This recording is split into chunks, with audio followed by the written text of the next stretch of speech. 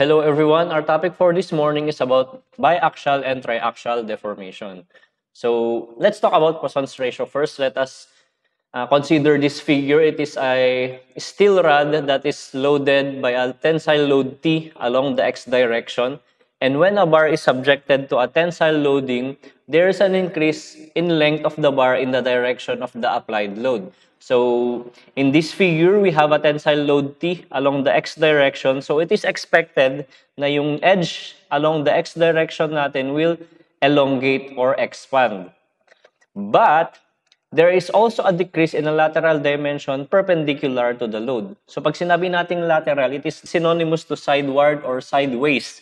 So pag sinabi naman nating lateral dimension, yung sideways dimension ng ating bar. So anong ibig sabihin yan? So yung sideways or lateral dimensions natin na tinutukoy dyan ay yung y direction at yung z direction natin.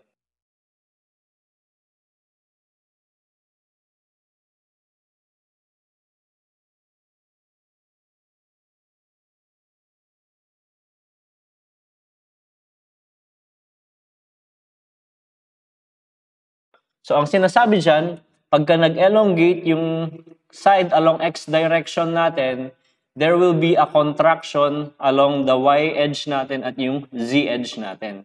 Okay? So naalala niyo yung sinabi ko sa stress strain diagram dati na necking, na pag nag-elongate yung steel natin, there is a decrease in the cross-sectional area doon sa bar na yon, or lumiliit yung bar na yon. So we have this initial form ng ating steel bar. And then pagka niloadan na natin siya ng tensile load T, yung magiging deformation niya ay ganito na itsura niya. That is shown in these broken lines here. So mapapansin natin na yung Z dimension natin tsaka yung Y dimension natin lumiit or nag-contract. So the ratio of the sidewise deformation or strain, so wag sana kayo ma-confuse pag na-interchange ko yung word na strain or deformation because it pertains to the same thing. So the ratio of the sidewise deformation to the longitudinal deformation is called the Poisson's ratio and is denoted by the letter V or yung maarte na V. Okay? So ito yung equation natin for Poisson's ratio. We have V is equal to negative epsilon sub y over epsilon sub x, and that is also equal to negative epsilon sub z over epsilon sub x. Where na-discuss na natin to dati na yung epsilon sub x, it is the strain or the deformation in the x direction, and epsilon sub y and epsilon sub z, that is the strain in the perpendicular directions y and z respectively. So, bakit negative? Bakit negative yung Poisson's ratio natin? So, the negative sign indicates a decrease in the transverse dimension when strain sub x is positive. So, balik tayo sa figure natin. So, pag yung x side natin ay nag-elongate, yung perpendicular sides niya ay nagko-contract. Therefore, yung relationship nila dapat negative. So, pag humahaba yung isang side, yung longitudinal side natin, which is itong x direction sa kaso na ito, yung lateral dimensions y and z ay nagko-contract, lumiliit, kaya negative. So, for most steel, the Poisson's ratio lies in the range of 0.25 to 0.3. Okay, yan yung value ng Poisson's ratio for steel. And for concrete naman, it is 0.2. So we know na ito yung equations natin for Poisson's ratio pagka ganito yung loadings natin. Okay? So paglaruan natin itong mga equation na to, let us take this first part here. V is equal to negative strain along the y direction over the strain along the x direction. So let us look for an equation for the strain along the y direction. Ayusin natin yung equation natin, makukuha natin itong equation na ito. Strain along y is equal to negative V strain along x. And we know in our past discussions na yung modulus of elasticity E is just equal to the ratio of the stress over strain. Ayusin natin yung equation na yan, makakakuha tayo ng equation for strain na stress over the modulus of elasticity. So ipasok natin yan dito sa ating equation. We will get the equation strain along y is equal to negative Poisson's ratio stress along x direction over yung modulus of elasticity E. So this is now our equation for the strain along y, which is this direction here, with respect to the stress along x. So, makukuha natin yung stress along x na yan by taking this tensile load T, tapos i-divide natin sa cross-sectional area kung saan siya nakakabit. Naalala natin yung equation natin for stress. Stress is equal to P over A. So, makukuha natin yung stress X na yan by getting the tensile load T, tapos divide natin sa cross-sectional area kung saan siya nakakarga.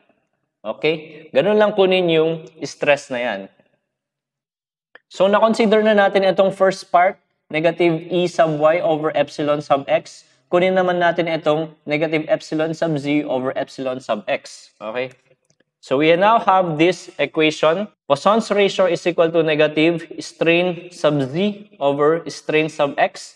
Kuha tayo ng equation for strain along X direction. We have the strain along X direction is equal to negative Poisson's ratio times the strain along X. And then, the same process ang kunin natin.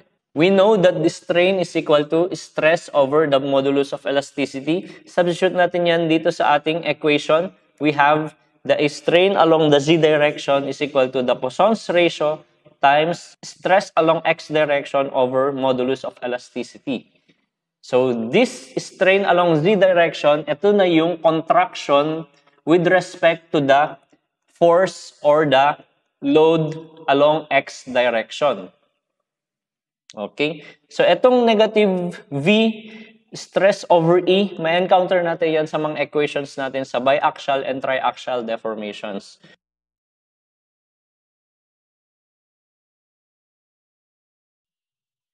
So, proceed tayo sa biaxial deformation. So, if an element is subjected simultaneously by tensile stresses, stress along X and stress along Y, in the X and Y directions, the strain in the X direction is stress over modulus of elasticity, and the strain in the Y direction is also stress along Y over modulus of elasticity. Simultaneously, the stress in the Y direction will produce a lateral contraction on the X direction of the amount equal to negative V strain along Y or negative V stress sub Y over modulus of elasticity. The resulting strain in the X direction will be itong equation na ito. Tapos, i-rewrite natin yung equation na yan. Kuha tayo ng equation for stress sub X. Ito yung makukuha natin. And then, ito naman yung resulting strain in the Y direction. We have this equation. Kuha tayo ng equation for stress sub Y. Ito na yung equation natin. May nagets ba? Wala, di ba? So, unti-untiin natin yung sinabi dito sa first statement natin. So, an element is subjected simultaneously by tensile stresses. So, we have a loading along X direction and we have a loading along the Y direction. So, we have a biaxially loaded system. Okay? So, itong stress along X direction, which is T sub X, it will cause this edge, itong edge along X direction to expand. So, mag-elongate yan with respect to this stress along X direction. So, let us take that as strain sub X. So, we have the deformation along X, and that is equal to yung stress along X over the modulus of elasticity. Okay? So, yan yung deformation natin with respect to the force or the loading along X direction. And sinabi sa Poisson's ratio kanina na with respect to this tensile loading T sub Y, magkakaroon tayo ng contraction doon sa edge along X direction. And yung contraction na yun, with respect to the stress along Y direction, is given by this value, negative V, times the stress along Y over modulus of elasticity. So, ito na yung equation natin for biaxial deformation. And that is yung deformation along the X direction. Where yung stress along X natin, makukuha natin yan by using the formula stress is equal to the force applied over the cross-sectional area. Kukunin natin si T sub X, tapos i-divide natin siya sa area kung saan siya nakakarga, makukuha natin si stress sub X. Para makuha natin si stress sub Y, kukunin natin yung loading along the Y direction, which is yung T sub Y. Tapos yung cross-sectional area kung saan siya nakakarga, which is itong area na ito. So, yun yung equation natin for biaxial deformation. So, what if meron tayong third force applied dito sa ating system? Mag-introduce tayo ng loading along Z direction, which is T sub Z. So pagka nilagyan natin ng loading along the z direction, it will result to a triaxially loaded system. So dun papasok yung equation natin for triaxial deformation. So let us look again at that same edge along the x direction. So with respect to the forces along x, mag-elongate si x direction natin. With respect to the stress along y direction, magko-contract yung edge natin along x direction. And then with respect to that loading t sub z, magkakaroon ng contraction dyan sa x direction natin. Okay, so itong edge natin, pag triaxially loaded system na, magkakaroon ng tatlong deformations. So we have the equation, the strain along x is equal to yung stress sub x over E. Yan yung with respect to the tensile load T sub x. Tapos, pagkakaroon ng contraction with respect to the stresses along y direction. So we have negative V times yung stress along y over E. Tapos yung contraction with respect to T sub z ay given by this equation, the Poisson's ratio times stress along the z direction over yung modulus of elasticity E. Okay? And yung stress along z direction natin, makukuha natin yan ulit by using the formula P over A. Kunin natin si tensile load T sub z, tapos i-divide natin siya dun sa cross-sectional area na bumubuhat sa kanya. Okay? So this is our general equation for triaxially loaded systems or for triaxial deformations. And take note na yung kino-consider lang natin dito ay yung side along x direction. Okay? Punta naman tayo sa strain along y direction. So let us get an equation for the strain along the y direction. So first, hanapan natin siya ng equation when the system is biaxially loaded. So for biaxial deformation, hanap tayo ng strain doon. So let us take this side, tapos mag-focus muna tayo sa tensile load T sub y natin. So the stresses along the y direction will cause this side to expand or elongate. So hahaba yan with respect to the stresses along y direction. Yung deformation na yun is given by this equation, strain along y or the deformation along y is equal to yung stresses along y direction over yung modulus of elasticity E. As said in this statement, the strain in the y direction is strain y over modulus of elasticity. Tapos sinabi dun sa Poisson's ratio na with respect to this loading T sub x, yung edges natin along y direction will contract. Okay, magko-contract ulit yan. So, yung contraction na yun is given by Poisson's ratio times yung stresses along that x direction natin over the modulus of elasticity. So, this is our equation for the deformation along y direction for biaxially loaded systems. Okay? And again, for triaxially loaded systems, we will introduce another tensile load along z direction. So we have a tensile load T sub z. Okay? And it is acting along this cross-sectional area. And that tensile load T sub z will cause our edges along y direction to contract again. So our equation for triaxial deformation now is equal to strain along y is equal to yung stresses along y over the modulus of elasticity. So, kinuha lang natin itong equation natin for biaxial deformation. Tapos, idagdag natin yung contraction with respect to that tensile load T sub z, which is given by this value, the Poisson's ratio times yung the stress along z direction over the modulus of elasticity. So, this is our equation for triaxial deformation and biaxial deformation sa edges natin along y direction. Okay?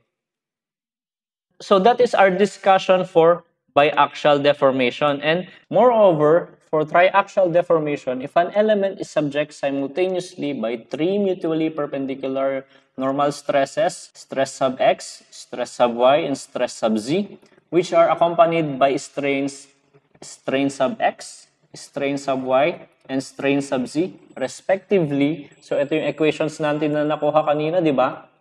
So, we have strain along x is equal to stress sub x over the modulus of elasticity. Tapos, yung Poisson's ratio, stress sub y over E minus Poisson's ratio stress sub Z over modulus of elasticity. So, ayusin lang natin yung equation na yan. Makukuha natin itong equation na ito. So, finactor out natin si modulus of 1 over modulus of elasticity. Tapos, may iwan stress sub X minus Poisson's ratio times stress along Y plus yung stress along Z direction. So, nasolve na natin ito kanina. Pati ito yung nakuha natin kanina for triaxial deformation. And hindi pa natin nakuha yung deformation along Z direction. So, ito yung equation natin along Z direction. Nakikita nyo ba yung pattern para makuha yung equation? So, yung pattern ay, pag kinukuha natin yung deformation sa Z direction, kukunin natin yung stress along Z direction. Tapos yung mga stresses along X direction and along Y direction, ima-minus lang natin, tapos i-multiply natin yung Poisson's ratio. So, Poisson's ratio, stress sub X over modulus of elasticity minus Poisson's ratio, stress sub Y over modulus of elasticity. Again, i-factor out natin yung modulus of elasticity, the same manner na pag-factor out dito sa ating previous equations, we will have the equation for the deformation along Z direction that is equal to 1 over E stress sub Z minus Poisson's ratio times stress sub X plus stress sub Y. And that is our equation for the deformation along the Z direction. Okay? And finally, yung mga tensile stresses natin and yung mga elongation natin, they are all taken as positive values.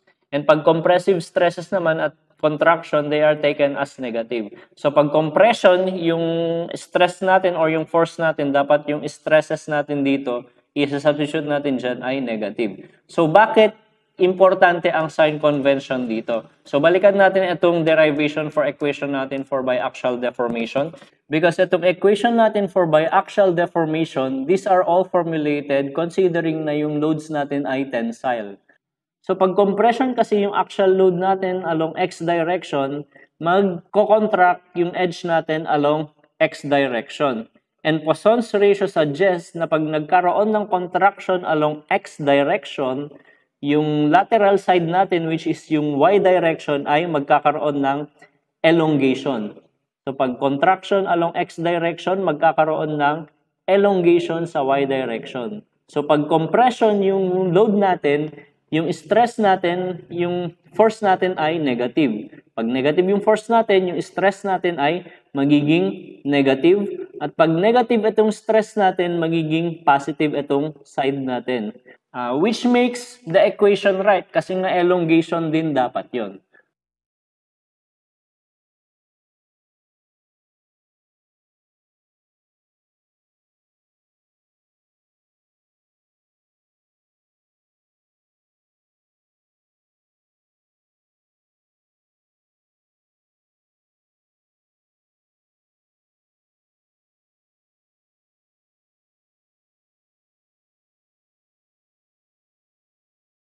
So that is our discussion for biaxial and triaxial deformation. So proceed tayo sa ating sample problems.